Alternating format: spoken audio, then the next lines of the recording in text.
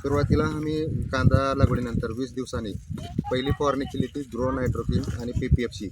त्याच्यानंतर आम्ही PPNP आणि वायरासोल याची दुसरा पेस्टिसाईडमध्ये फवारणी केली.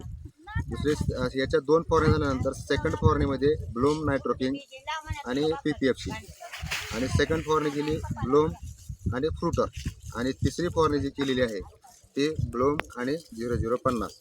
3.5 महिन्यामध्ये या शेतामध्ये तुम्हाला एकही कांदा चिंगळी दिसणार नाही. ही कांद्याची साईज आहे तर आणि ही ह्या पातीची जाळी आहे. ही पाती एवढ्या आणि ही कांद्याच्या मुळा.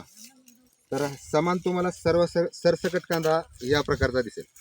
एक चिंगळी नावाचा हा प्रकार प्रत्येक प्लॉटमध्ये दिसून येतो, पण इथं तुम्हाला एक पण चिंगडी दिसणार नाही.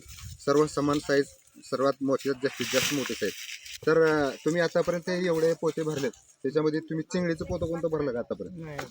काहीच नाही. चिंगळी नाही, मिडियम साईज नाही, काही नाही, सगळं फुल साईज एक लेवल. मग तुम्ही सर समाधानी आहेत या रिझल्टवर? किती एकरचा प्लॉट आहे कांद्याचा? 2 एकरचा प्लॉट आहे.